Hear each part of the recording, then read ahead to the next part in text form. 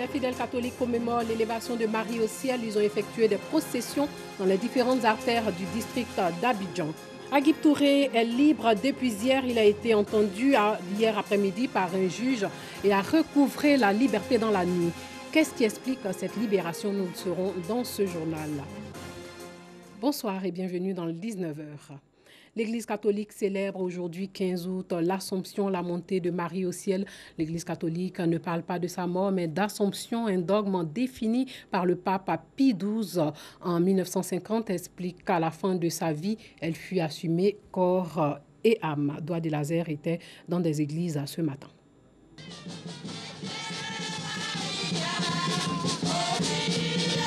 C'est par une procession que les fidèles de la paroisse Saint-Jacques de Cocody, les deux plateaux, rendent hommage à la Vierge Marie pour ses bienfaits. Ils célèbrent l'Assomption, sa montée au ciel et la glorification de son corps et de son âme, une position semblable à celle de Jésus.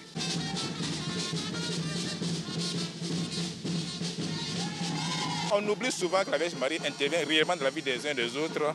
Bien sûr, elle a donné naissance à Jésus-Christ que nous vénérons, que nous adorons, mais elle-même qui l'a porté, elle continue de nous porter également comme elle a porté Jésus-Christ. Et nous ne pouvons pas nous rendre compte que nous sommes heureux aujourd'hui de la vénérer parce que c'est son jour de gloire également. C'est l'ascension de Jésus-Christ et c'est l'Assomption aujourd'hui. Donc en fait, nous la vénérons et nous sommes heureux de pouvoir être aujourd'hui en cœur avec elle.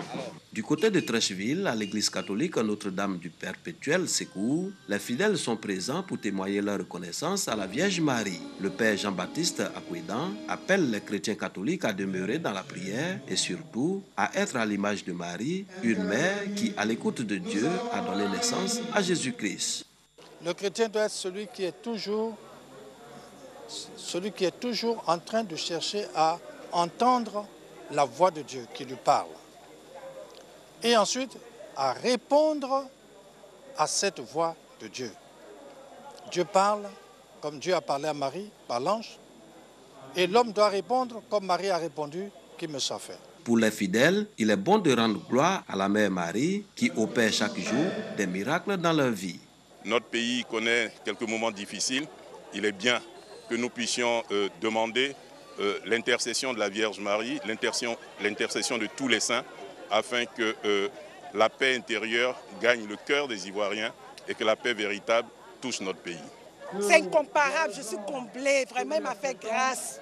Et je suis grand-mère aujourd'hui, donc vraiment je ne sais pas comment lui dire merci. J'avais tellement peur, je ne savais pas que j'allais être à la fête aujourd'hui. Et vraiment je suis contente, vraiment, je ne sais pas comment lui dire merci. L'après-midi, là, je viens danser, lui faire plaisir. Vraiment je suis contente ce matin. Je suis grand-mère et je remercie le Seigneur. Je suis allé à Lourdes l'année dernière. Je n'ai jamais fait Lourdes et j'arrive. J'ai dit maman, j'ai mal au genou. Prends ce genou de mon nouveau genou. C'est pour dire aux gens qu'on ne croit pas. Parce que quand on demande, on n'est pas certain. Et j'ai laissé le genou là-bas. Mais arrivé en Côte d'Ivoire, je l'ai transformé et voilà. Maman a fait beaucoup de choses pour moi. Et sans me vanter, chaque jour que Dieu fait, elle me donne ce que je veux.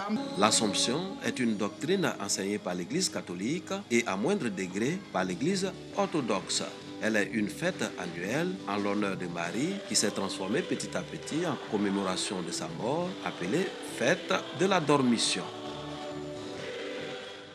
L'imam Agib Touré est libre depuis hier. Il était détenu à la maison d'arrêt de correction d'Abidjan pour avoir tenu des propos appelant à la haine, à la discrimination tribale et religieuse. Agib Touré a été auditionné mardi par un juge d'instruction. Nous Sangaré a rencontré Agib Touré à son domicile. L'imam Agibou Touré recouvre la liberté après plusieurs semaines de détention à la maison d'arrêt et de correction d'Abidjan-Maka.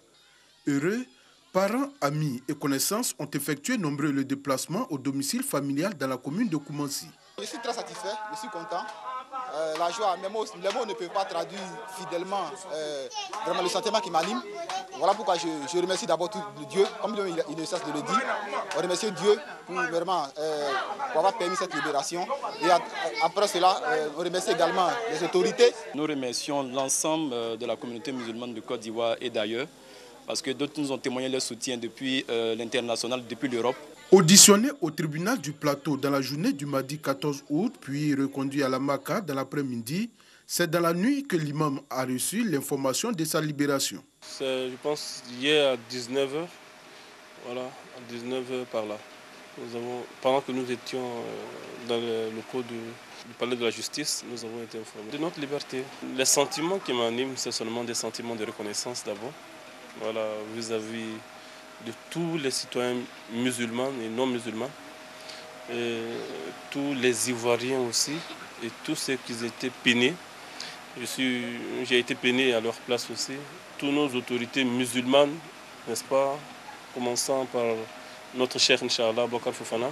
Libéré, l'imam entend continuer de prêcher toujours la parole de Dieu. Nous allons dénoncer, mais de la bonne manière.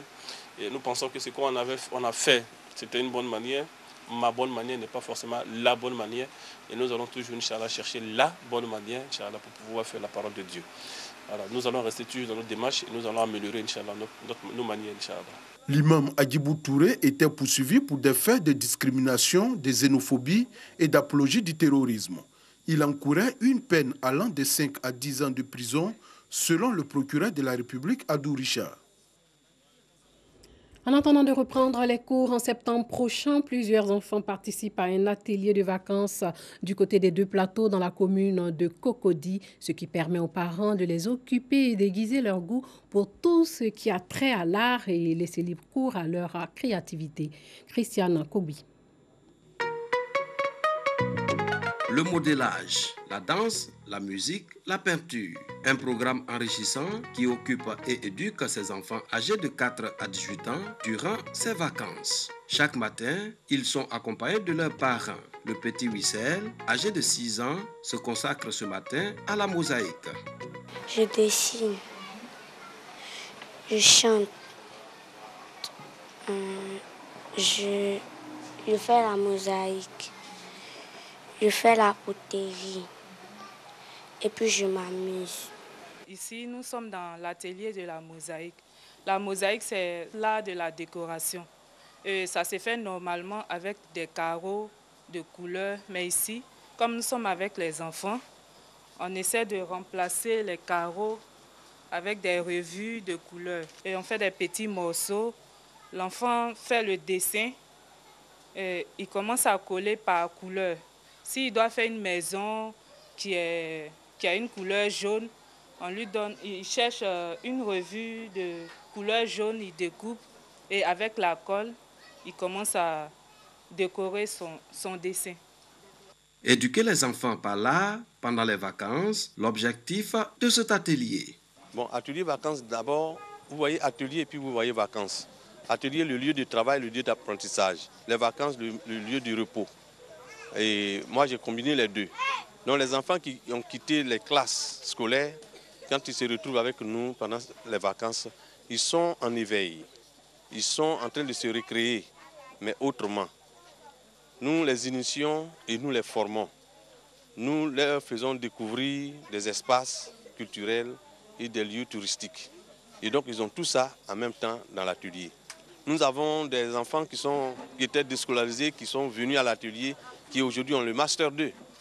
Autour de nous, nous avons des jeunes qui sont des professeurs d'art, c'est-à-dire qu'ils ont passé le Master 2, ils ont fait la formation de professeur et ils sont professeurs.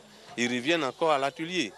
Marie-Emmanuela participait à cet atelier dans son enfance. Aujourd'hui, étudiante aux Beaux-Arts, elle revient ici pour partager ses connaissances. Bon, étant étudiante aux Beaux-Arts, c'est une continuité de ce que nous apprenons là-bas. Les enfants, ils ont beaucoup de choses à nous apporter. Donc nous venons aussi apprendre auprès des enfants. Il est 17h. Les parents viennent chercher leurs enfants. Ils se disent heureux du progrès réalisé par leurs enfants depuis leur adhésion à ce centre. À la maison, pendant les vacances, il faut que je l'occupe un peu. C'est pourquoi il faut qu'elle change, au moins après les études, qu'elle change encore pour essayer de se cultiver. C'est pour se cultiver que je l'ai amenée. En tout cas, elle est enthousiasmée, elle a beaucoup aimé, elle ne veut même pas s'absenter. Elle s'est réjouie et elle était en tout cas, elle me parle avec ses copines, elle danse et tout ce qu'elle fait, ça l'a réjouie, elle a aimé. Il faut dire que depuis l'année dernière, j'ai envoyé mon fils aîné et donc les résultats au niveau scolaire ont été assez satisfaisants, puisque déjà, il y a eu déjà de très bons prérequis ici. Déjà avec l'expérience, je veux dire, artistique qu'il a eu à travers donc, le théâtre, les différents projets d'art visuel et dessin, vraiment, il a pu plus ou moins développer de très bons réflexes et de très bonnes habitudes du point de vue émotionnel et social.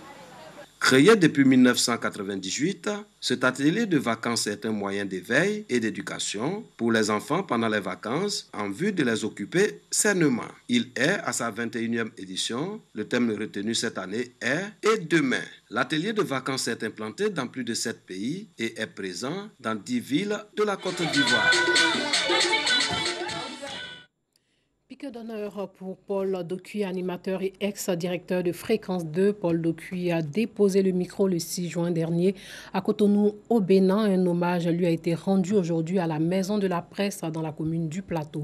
Il sera inhumé le 18 août prochain dans son village natal dans le département de Tous-les-Pleux.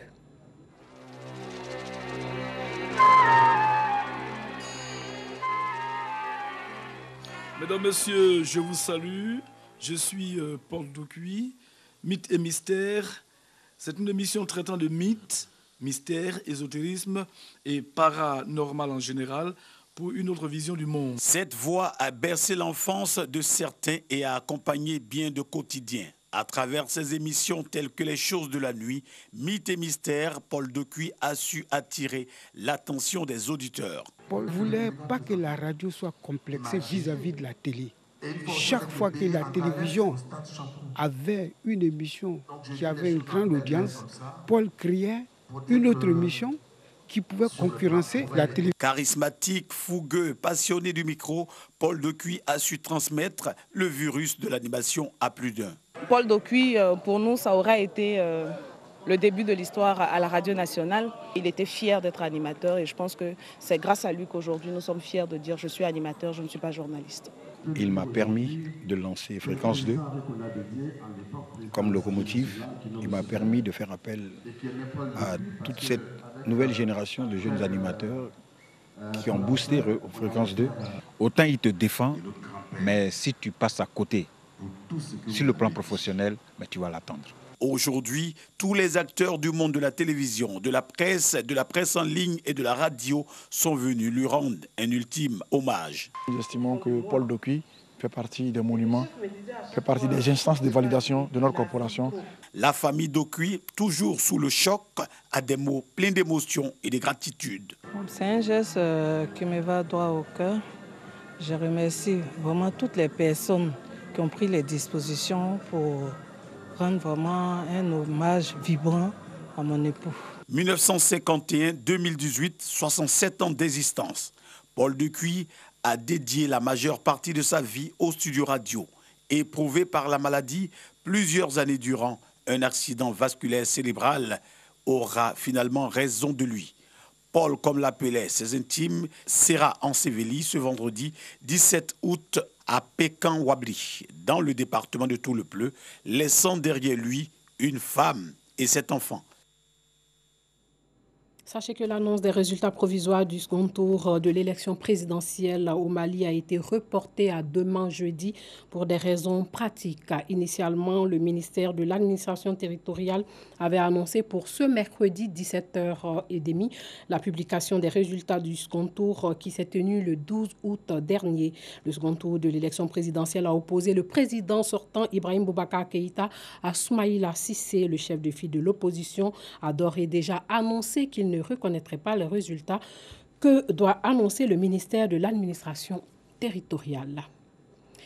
Et puis au moins 22 enfants soudanais qui se rendaient à l'école sont morts noyés aujourd'hui dans le naufrage de leur embarcation sur le Nil à quelques 750 km au nord de la capitale Khartoum. Plus de 40 enfants de la région de Knessa se trouvaient à bord de l'embarcation au moment du drame. Selon des témoignages, 9 enfants ont survécu. Les écoliers à bord de l'embarcation étaient âgés de 7 à 15 ans. Le chef du gouvernement italien annonce l'instauration d'un état d'urgence pour 12 mois à Gênes, où un pont s'est effondré hier, provoquant la mort d'au moins 39 personnes. 5 millions d'euros ont été débloqués pour la mise en place des premières interventions. Une journée de deuil national est annoncée. Elle devrait coïncider avec les funérailles des victimes. Voilà, c'est tout pour ce soir. Merci de nous avoir suivis. Portez-vous bien.